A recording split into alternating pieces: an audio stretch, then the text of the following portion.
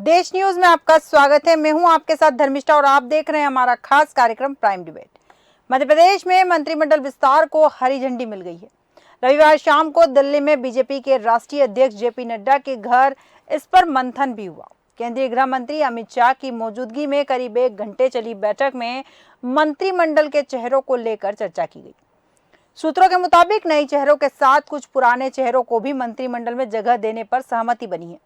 सांसद से विधायक बने राकेश सिंह, प्रहलाद पटेल, रीति पाठक और राव उदय प्रताप सिंह के साथ ही कैलाश विजयवर्गीय को मंत्री बनाया जा सकता है।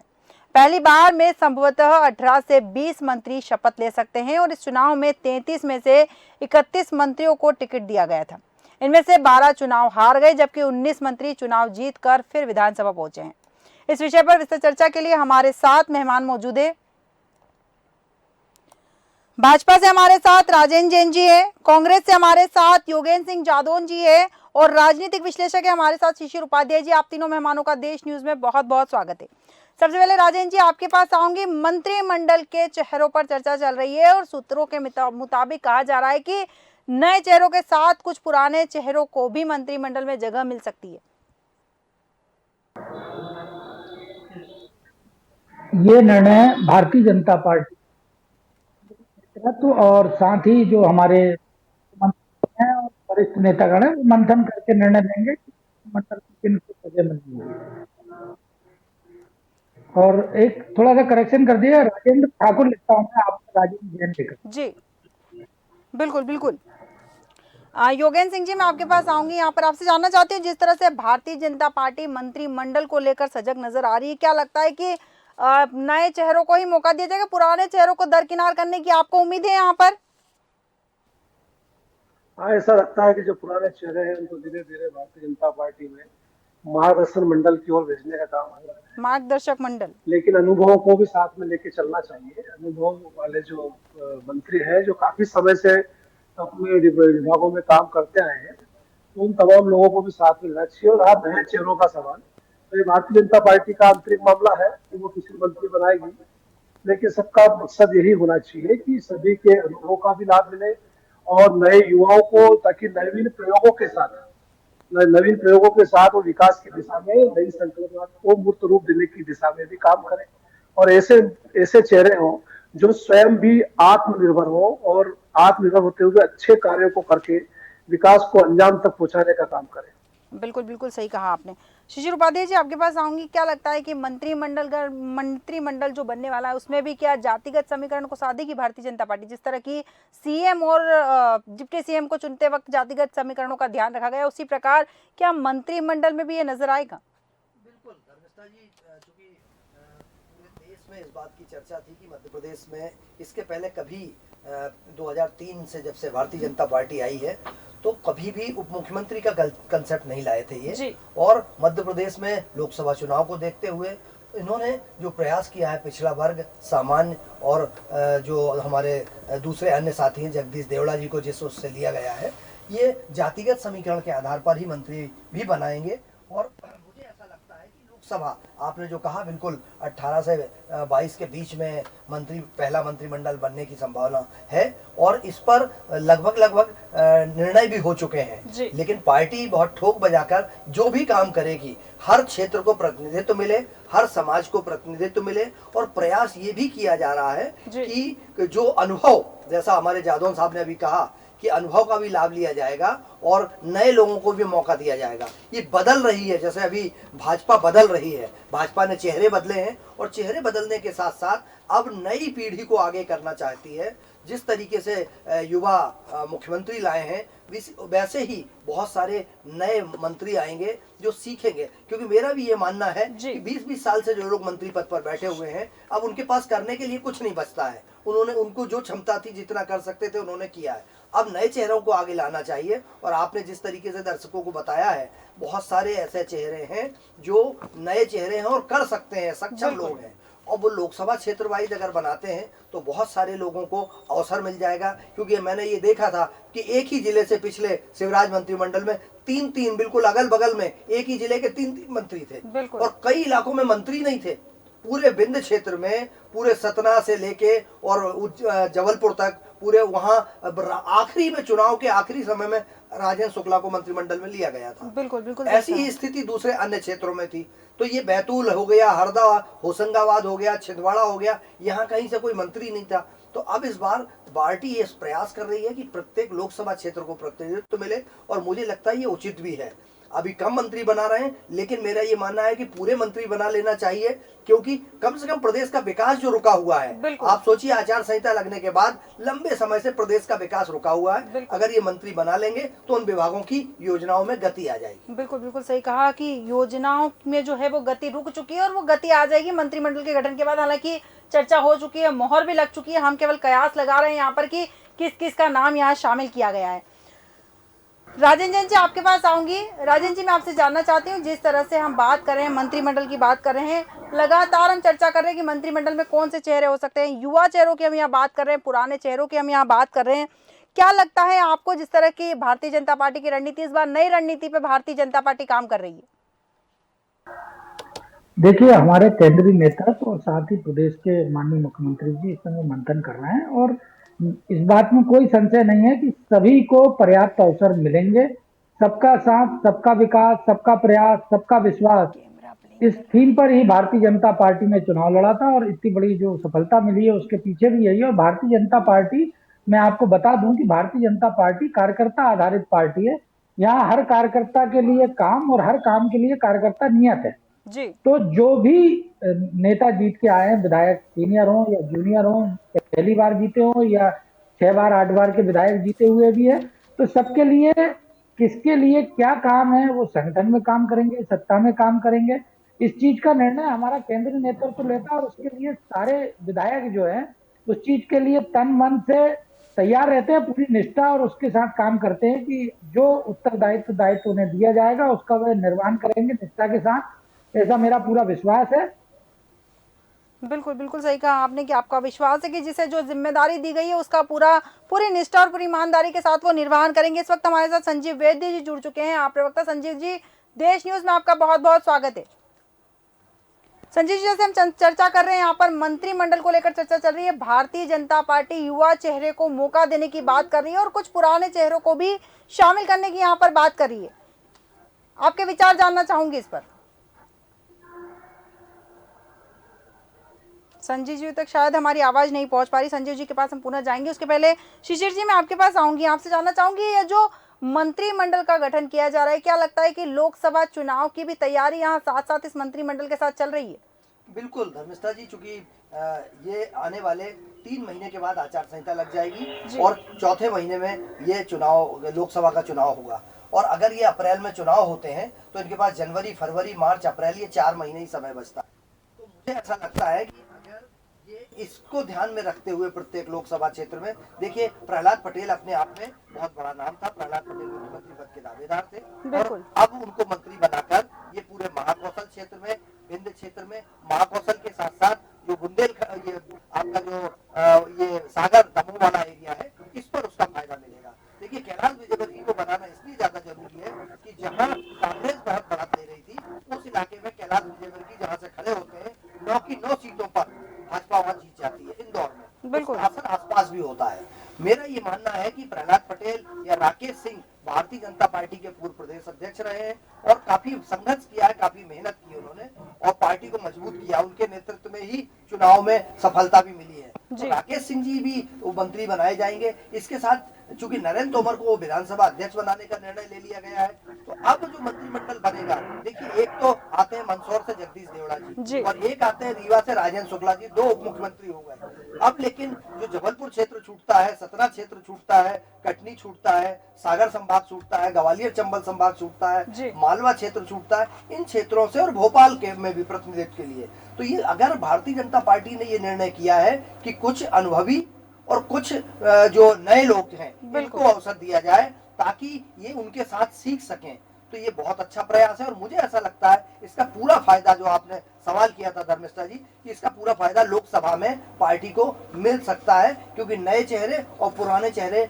मिलकर प्रदेश में क्या नई इसकी तस्वीर बनाते हैं, किस तरीके से मध्य प्रदेश के विकास की योजनाओं को आगे बढ़ाते हैं, ये देखना जरूरी है। बिल्कुल बिल्कुल सही कहा आपने कि युवा चेहरे और ये जो जिसमें कहते हैं ना कि बुजुर्ग या फिर जो वरिष्ठ हो चुके हैं उनका ज्ञान दोनों ही एक साथ चलेंगे तो लगता है कि तस्वीर कुछ अलग ही रंग दिखाएगी। यहाँ पर योगेश सिंह जी आपके पास आऊंगी। जैसा कि शिशिर जी ने भी कहा कि कांग्रेस को टक्कर देने वाली टीम भारतीय जनता पार्टी तैयार कर रही है। मंत्रिमंडल के जो चेहरे हो सकते हैं ऐसे होंगे जो कांग्रेस को लोकसभा चुनाव को लेकर भी टक्कर दें। क्या तैयारी है इस पर कांग्रेस की? देखिए, जो लोकसभा का चुनाव है, लोकसभा के चुनाव के जो मुद्दे हैं वो राष्ट्रीय स्तर पर। बिल्कुल। अब राष्ट्रीय स्तर के जो मुद्दे हैं, चाहे वो महंगाई का मुद्दा हो, चाहे बेरोजगारी का मुद्दा हो, चाहे आर्थिक रूप से रुपए के अवमूल्यन का मुद्दा हो, इन तमाम मुद्दों को लेकर ही देश के अंदर चुनाव होगा। यह बात अलग है कि हिंदुस्तान के अंदर भारतीय जनता पार्टी और भारतीय जनता पार्टी की जो रणनीति है वो किसी न किसी तरह से सांप्रदायिक ध्रुवीकरण की दिशा में ले जाने का प्रयास हमेशा की तरह करती रही है। लेकिन हिंदुस्तान में आज जो चुनाव होगा, ये चुनाव हिंदुस्तान के अंदर बेरोजगारी और महंगाई, कांग्रेस अपने इन मुद्दों को लेकर जो जमीनी मुद्दे हैं और जो जनता के आम मुद्दे हैं उन मुद्दों को लेकर जाएगी और उन्हीं मुद्दों के आधार पर हिंदुस्तान के अंदर कांग्रेस पार्टी चुनाव लड़ेगी। अब रहा विपक्ष की भूमिका का सवाल, तो मध्य प्रदेश के अंदर जितने भी मंत्रिमंडल बनाया जाए, जो भी मंत्रिमंडल बने, वो मध्य प्रदेश के अंदर मध्य प्रदेश की जनता के हितों के संबंध के तमाम मुद्दों को लेकर उनकी दिशा में सकारात्मक रूप से काम करें। हम यह चाहते हैं, हम तो प्रतिपक्ष की भूमिका में है, हम विपक्ष की भूमिका का निर्वहन करेंगे और समय समय पर यदि हमें ऐसा लगता है कि जनहित के मुद्दों के विपरीत के मंत्रिमंडल कोई कार्य करता है तो हम निश्चित रूप से अपनी उसकी आलोचना रोक टोक करने का पूरा प्रयास करेंगे। और अगर मध्य प्रदेश में भारतीय जनता पार्टी विकास की दिशा में काम करेगी तो हम उसको निश्चित रूप से सकारात्मक रूप से उसको सहयोग देने का काम करेंगे। लोकसभा के चुनाव की जो पृष्ठभूमि है उसके लिए भी कांग्रेस पार्टी ने अपनी संपूर्ण तैयारी कर ली है। आपने देखा है किस तरह से मध्य प्रदेश में परिवर्तन की बयार कांग्रेस पार्टी में भी अब आपको दिखने लगी है। मध्य प्रदेश के अंदर युवा नेतृत्व के साथ चुनाव होगा, चाहे जीतू पटवारी जी हो, चाहे उमंग सिंगार जी हो, चाहे कटारे जी हो, कांग्रेस पार्टी मजबूती के साथ लोकसभा का चुनाव लड़ेगी। बिल्कुल बिल्कुल सही कहा कि कांग्रेस में भी बदलाव की बयार देखने को मिल रही है। काश ये बदलाव थोड़ा पहले हो जाता तो शायद भारतीय जनता पार्टी को आप मध्य प्रदेश में भी कड़ी चुनौती दे रहे होते, विधानसभा चुनाव में भी कड़ी चुनौती दे रहे होते। लेकिन ठीक है, देर आए दुरुस्त आए, उसमें कोई दिक्कत नहीं है। राजेंद्र जी, मैं आपके पास आऊंगी। यहाँ पर आपसे जानना चाहती हूँ कि जिस तरह से कांग्रेस तैयारी कर रही, कांग्रेस का कहना भी है कि लोकसभा चुनाव के मुद्दे अलग है और लोकसभा के लिए कांग्रेस तैयार है। यहाँ पर हम मंत्रिमंडल की बात कर रहे हैं, मंत्रिमंडल में महिलाओं की सहभागिता कितनी होगी यहाँ पर? क्योंकि हम आधी आबादी की लगातार यहाँ बात कर रहे हैं, टिकट बंटवारे से लेकर हम लगातार आधी आबादी की बात कर रहे हैं, तो आधी आबादी में कितना महत्व रहने वाला है? देखिए, मैं आपको ये बताना चाह रहा था कि भारतीय जनता पार्टी, जैसा कि मैंने कहा, कि इस बात को लेकर पूरे तरीके से मंथन कर रही है। हमारा केंद्रीय नेतृत्व, तो हमारे प्रदेश के मुख्यमंत्री जी और तमाम वरिष्ठ नेता इस बात को लेकर मंथन कर रहे हैं कि क्षेत्रीय संतुलन, जातिगत संतुलन, महिलाओं की भागीदारी। इस बार भी आप जानते हैं कि भारतीय जनता पार्टी ने कांग्रेस से ज्यादा टिकटें विधानसभा में महिलाओं को दी और ज्यादा संख्या में जीतकर महिला विधायक बनकर आई हैं। और माननीय यशस्वी प्रधानमंत्री जी के नेतृत्व में ही केंद्र सरकार ने लोकसभा और राज्यसभा में ये बिल भी रखाया है, जिसमें कि आगामी समय में हम देखेंगे कि महिलाओं की भागीदारी राजनीतिक रूप से बढ़ेगी। तो निश्चित ही भारतीय जनता पार्टी जो है नारी शक्ति को सशक्तिकरण के लिए,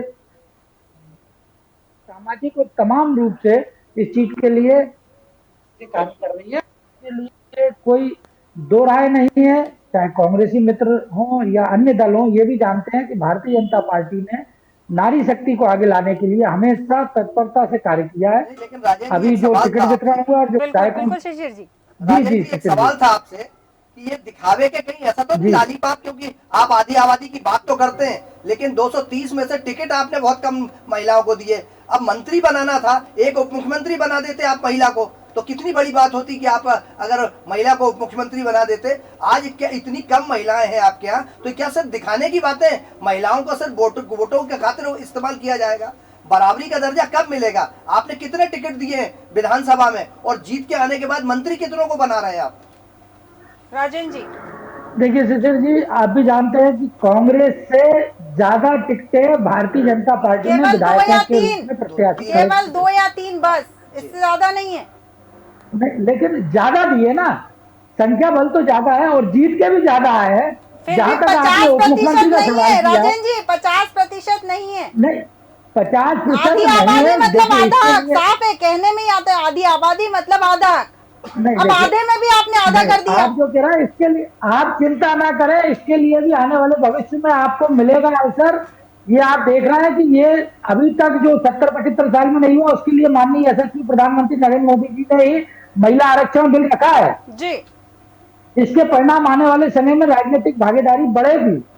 और अभी राजन भी जी, जो मैं आपको बता रहा 80 हूँ, से ज्यादा निश्चित तौर पर केंद्रीय मुझे मंत्रियों में विश्वास है मात्र कि 6 महिलाएं हैं, केंद्र में मात्र। तो कहां आधी आबादी को वो मिल पा देखिए रहा है? नहीं, ये मैं आपसे कह रहा हूँ कि जब ये अमेंडमेंट आ जाएगा, जब अध्यादेश आ जाएगा, वोट संशोधन अभी हो जाएगा, लेगा, तो उसके बाद तो वोट निश्चित चुनाव तौर के पहले, वोट चुनाव के पहले ये हवा देके नहीं, वोट तो- आधी आबादी का वोट अभी वोट ले, तो शुरू और से वो बाद में देता है। करेंगे हम। सिर्फ सिर्फ राजनीतिक भागीदारी की बात नहीं कर रहा हूं। मैंने जी। आपसे कहा कि माननीय यशस्वी प्रधानमंत्री जी के नेतृत्व में नारी सशक्तिकरण के लिए बहुत से अन्य कार्य भी किए जा रहे हैं। सिर्फ राजनीतिक भागीदारी वर्ग से कोई बात नहीं होती। नहीं, लेकिन आप सत्ता आज में अगर समाज आप में देखिए, हर राजनीतिक जगह महिलाओं भागीदारी की देंगे तब तो भागीदारी। बराबर होगा ना, तब तो बराबरी का दर्जा मिलेगा। नहीं, राजनीतिक भागीदारी भी राजनीतिक रूप से मिलेगी निश्चित तौर पर। मैं पूर्ण विश्वास भाई, कांग्रेस ने आश्वस्त एक हूं उप कि मुख्यमंत्री आने वाले बनाया था समय में जमुना और देवी जी ज्यादा को। आपने एक भी उप मुख्यमंत्री महिला बनाई क्या? कांग्रेस ने उप मुख्यमंत्री जमुना देवी जी को बनाया था, स्वर्गीय जमुना देवी जी को। उसके बाद आप ये बात कर रहे हैं, तो एक बार इन्होंने जमुना देवी जी को बनाया, और जमुना देवी जी बुआ जी की डिक्टेटरशिप के कारण राजा ने डर के बनाया था, ये आप भी जानते हैं। जी। अगर आप राजनीतिक विश्लेषक हैं तो आप जानते हैं जमुना देवी जी को महिला के कारण नहीं तो बनाया। आपके और कांग्रेस हाईकमान में ने महिलाओं किसके को डर के कितना कारण दो उप प्रतिनिधित्व, मुख्यमंत्री बना दिए?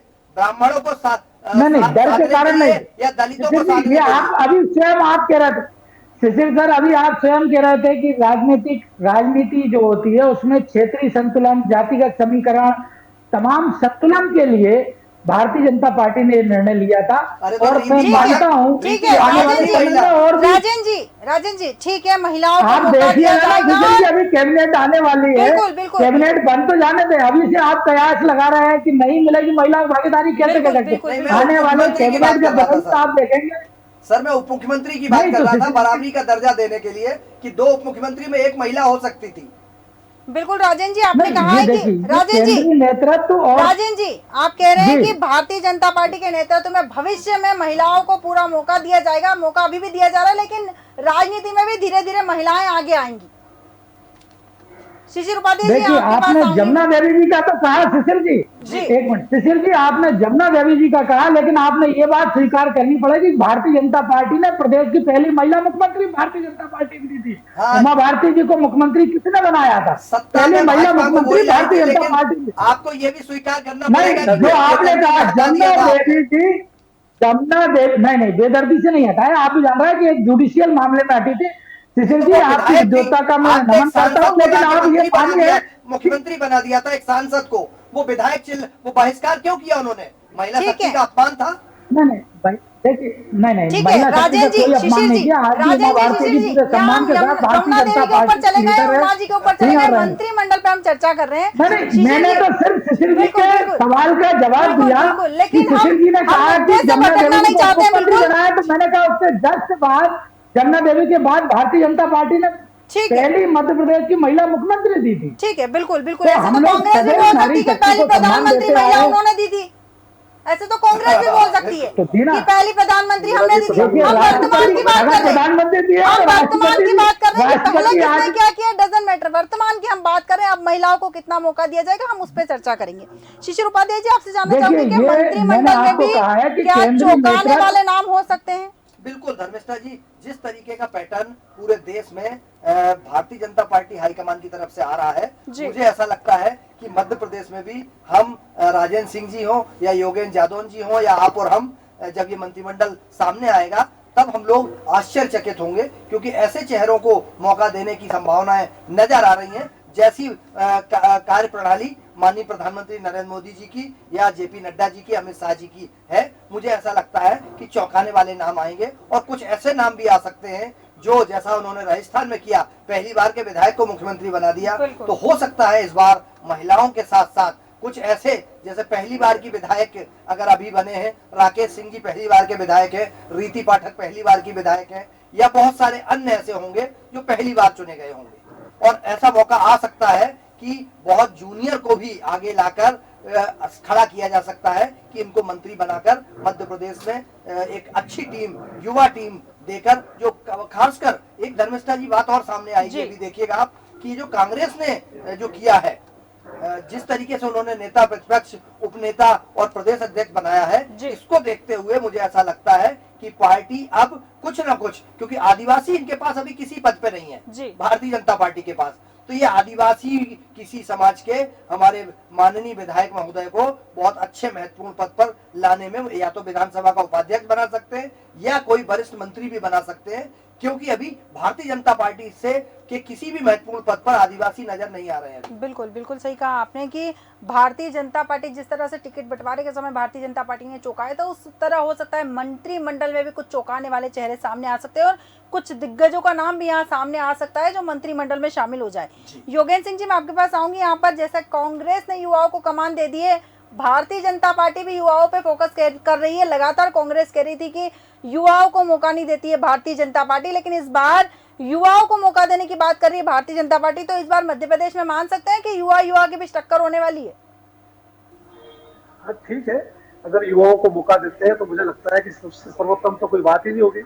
युवाओं को अधिक से अधिक सहभागिता दी जाना चाहिए, क्योंकि युवाओं के पास एक युवा सोच होती है, एक युवा नेतृत्व क्षमता होती है, उनके पास युवा स्वप्न होते हैं।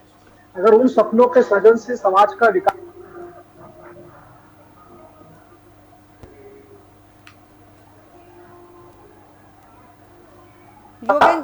जी,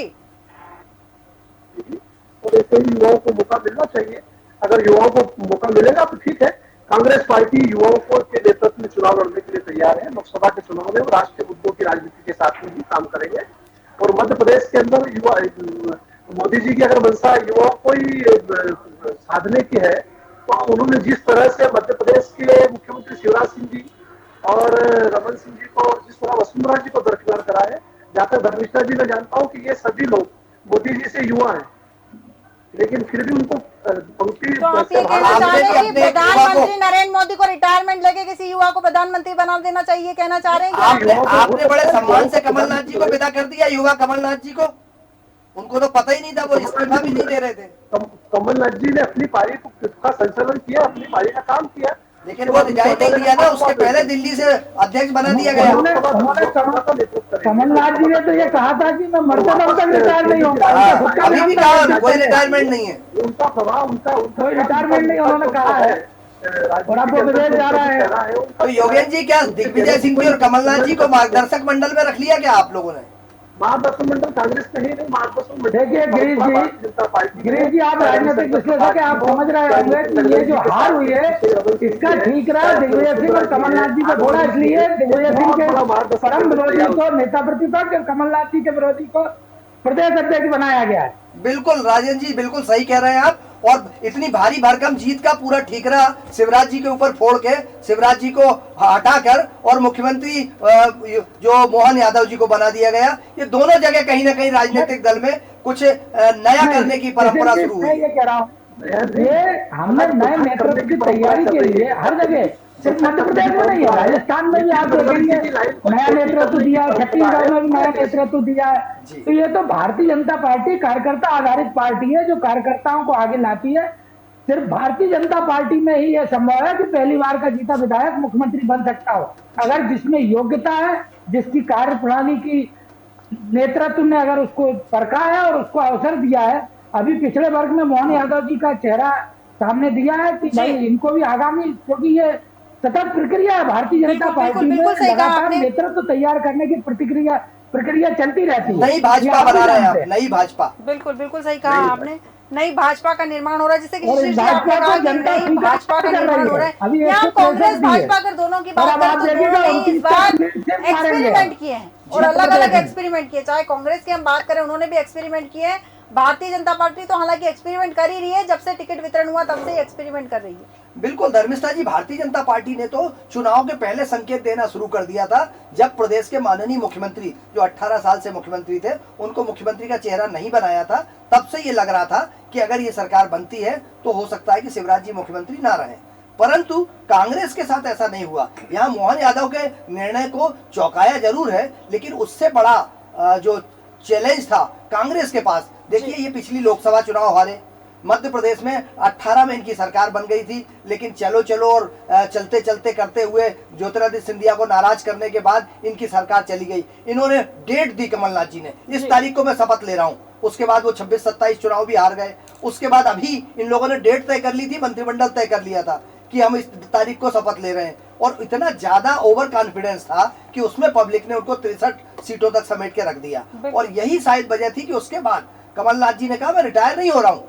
जब ये कह दिया कि मैं रिटायर नहीं हो रहा हूँ, तब हाईकमान को सोचना पड़ा कि तुम मत रिटायर हो, तुमको कंपलसरी रिटायरमेंट दे रहे हैं। और उनको पता भी नहीं चला, वो बैठक में नहीं आया। आप आश्चर्य करेंगे कि पहला प्रदेश का अध्यक्ष था जो पूर्व मुख्यमंत्री, जिनकी अनुपस्थिति में हार पर चिंता जताई गई। हार के लिए बैठक होती है और वो अपने पूर्व निर्धारित कार्यक्रम के लिए छिंदवाड़ा में थे। ये आश्चर्यजनक लग रहा था कि कांग्रेस को इतने सालों से प्रदेश में आप चला रहे थे, आप मुख्यमंत्री रहे, और उसके बाद आप उस बैठक में नहीं आते। ये बताता है कितना अहंकार है। और शायद यही वजह राहुल गांधी या सोनिया गांधी या प्रियंका गांधी या कांग्रेस के राष्ट्रीय अध्यक्ष ने को यह ऐसा निर्णय लेने पर मजबूर किया गया। कहीं ना कहीं कांग्रेस को ये सोचना पड़ेगा कि बहुत देर कर दी हुजूर, निर्णय लेते लेते अगर काश ये 2 साल 3 साल पहले निर्णय कर लिया होता तो शायद आज कांग्रेस की ये दुर्दशा नहीं होती। बिल्कुल बिल्कुल सही कहा आपने कि कुछ निर्णय ऐसे जो समय के पहले ले लिए जाते तो शायद वर्तमान में जो स्थितियां हैं वो थोड़ी चेंज होती। बिल्कुल सही कहा आपने। राजेंद्र जी, योगेंद्र जी और शिशिर जी, आप तीनों मेहमानों का हमारे साथ विस्तार चर्चा में शामिल होने के लिए बहुत बहुत धन्यवाद। मध्य प्रदेश में मंत्रिमंडल विस्तार को हरी झंडी मिल गई है और बैठक में तय हो चुका है कि मंत्रिमंडल में कौन होगा, सीएम यादव के मंत्रिमंडल में कौन कौन होगा। कई चौंकाने वाले नाम सामने आ सकते हैं, युवाओं के साथ कुछ वरिष्ठों को भी मौका मिल सकता है यहाँ पर, लेकिन जिस तरह भारतीय जनता पार्टी हर बार अपने निर्णयों से सबको चौंका देती है, इस बार भी लगता है अपने निर्णय से भारतीय जनता पार्टी सभी को चौंकाने वाली है। हमारे आज के खास कार्यक्रम में फिलहाल इतना ही। आप बने रहिए देश न्यूज़ के साथ।